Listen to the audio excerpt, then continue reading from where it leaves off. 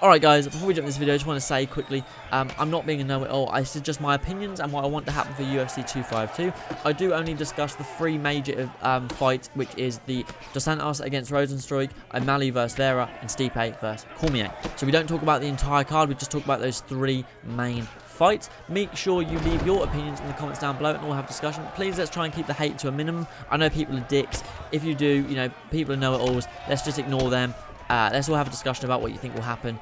And yeah, enjoy the video, guys. What's going on, guys? Welcome back to a brand new video. And this one was kind of requested, which I never thought I would have. And this is like thoughts and my opinions on UFC 252, which is coming up this weekend. That is Stipe versus Cormier 3. This is a trilogy fight, a heavyweight title obviously on the line.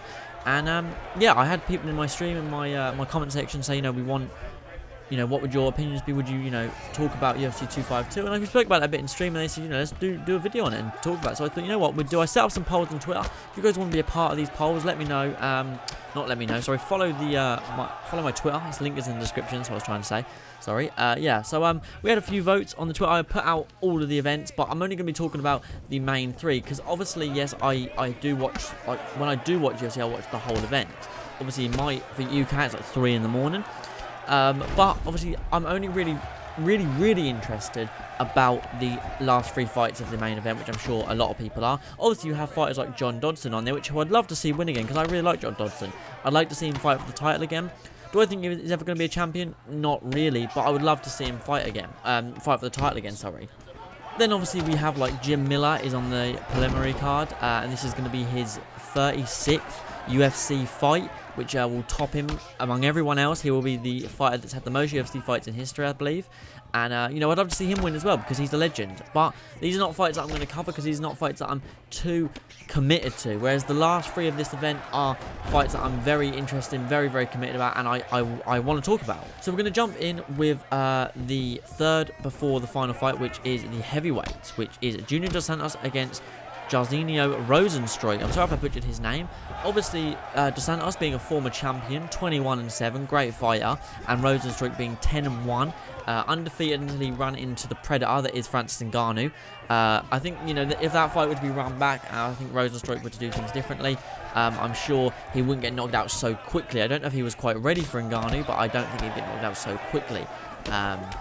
This fight interests me because I do love Dos Santos. Rozenstruik I'm not too bothered about, but obviously it is one of those fights where is it going to go to decision? We can't say anymore that a fight is going to be finished because we said that with the Derek Lewis and Ngannou fight and we saw what happened. They're both so afraid they threw very little. But going into this one, what I'm going to do for these videos, guys, I'm going to give my opinion and who I think will win, and I'm going to give who I want to win, and so we're going to do it like that. So I might want someone to win, but I think, okay, it's a bit overzealous for me to think they're going to win. So that's how we're going to do all of these ones. So obviously there's not a huge like discrepancy in age gap, height, reach. They're very similar. Rozenstruik weighs in a bit heavier, and Junior Dos Santos does have the age and experience advantage on his side, at least in a professional standpoint. Inside MMA, as the experience Dos Santos has with 28 combined fights, and Rozenstruik with only 11 in his professional MMA career.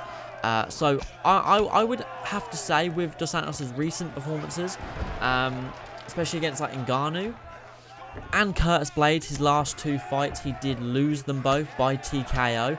Obviously, I suppose it makes sense against Ngannou, but then he obviously lost by TKO against Curtis Blades. Before that, he did beat Derek Lewis and Tia Tuivasa. Is it Tuivasa? He beat both of them by KO. So obviously, you know, he has had a bit of a roller coaster of a career. It's literally been very consistent where he beat Frank Mir, lost to Kane, beat Hunt, lost to Kane, beat Stipe, lost to Overeem, beat Rothwell, lost to Stipe, then went on a 3-win streak until he ran into Ngannou where he lost in the first round. So that is the only thing that worries me going into this fight for Dos Santos. Does he still have the chin there to hold up against Rozenstruik's KO power? But then Rozenstruik is coming into this fight, like I said, with 10 wins, 1 loss, and 9 of those wins coming by KO. He finished Andrei Arlovski, he finished Overeem with like 5-10 seconds left on the clock or something stupid like that, and then he went and lost in the first 20 seconds to Ngannou. I suppose with Ngannou you always have to have an asterisk next to it because it is Ngannou and he hits like a truck. So I suppose it's a bit different with that. But I suppose in the Overeem fight, he showed that he does have his power the whole way through the fight. But then that is because of Overeem's weak chin. So I think for this fight, I'm going to have to say Rosenstruik by TKO or KO in the second round. I would love to see Dos Santos win, but I'm going to have to say Rosenstruik in the second round by KO. Now moving on to our bantamweight co-main event, Sean O'Malley against Marlon Vera. Sean O'Malley is 12-0, Marlon Vera is 15-6. Obviously people are saying this is going to be O'Malley's first real test.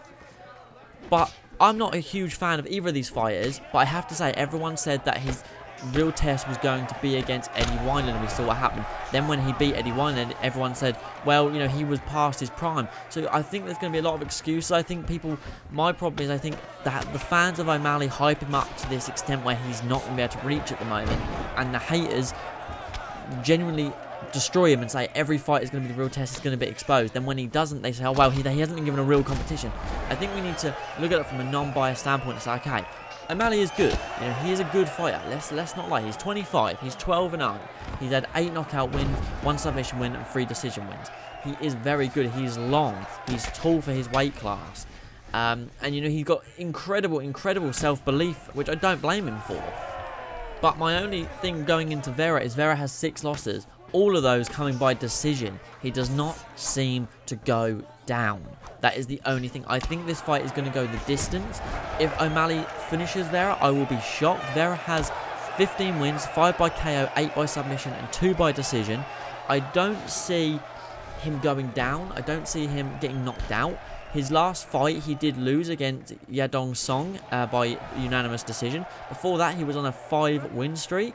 So it's tough to say that he's going to you know, he's going to win or he's going to lose with this one. You know, he has beat people like Brad Pickett. He was also lost to John Lineker by decision. So I think we're just going to have to wait and see for this one. I'm going to say, though, just because he is the hype at the moment, I'm going to say Sean O'Malley by decision.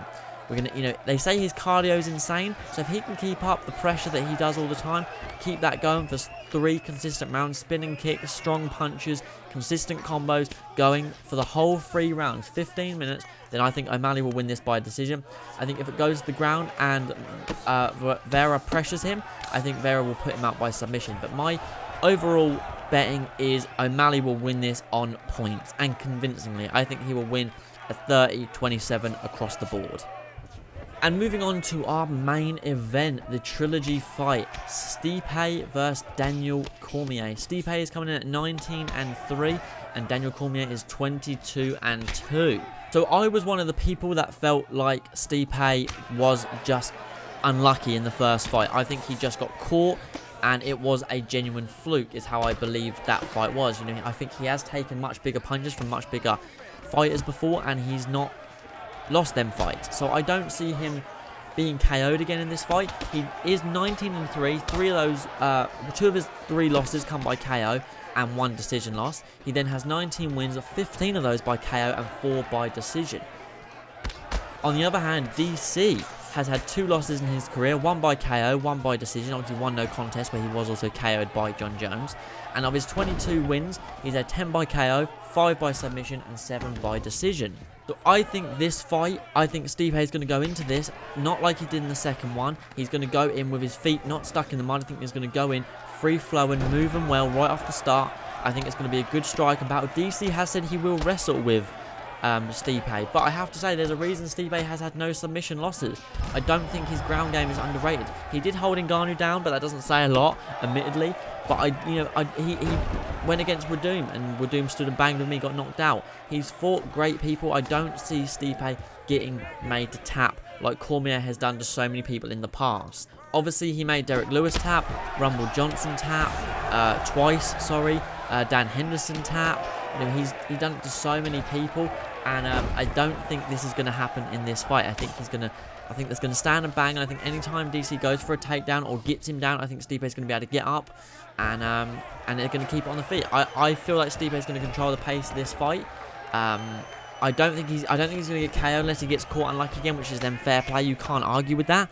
But personally, for me, I think their first fight was a fluke. My betting for this fight is Stipe will win this by TKO yet again. He will do what he done in the second fight, and he will work the body, and he will not get beaten up for 3 consistent rounds. I think he will move well, and I think he'll force DC into wrestling, which then he will stop that.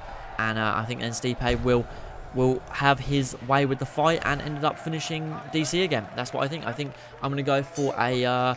oh, God. Now, when to call the round? I think if he goes into the fight like he did go into the 4th round, I say he finishes DC in the 3rd round, or the 2nd at the earliest, but the 3rd round is more likely for me. I think he's going to finish DC in the 3rd round, win the trilogy, maintain the title, and call it there. Those are my picks for UFC 252. I'm sorry if this video has been a bit long. I'm going to try and make them a bit more, I don't know, what's the word?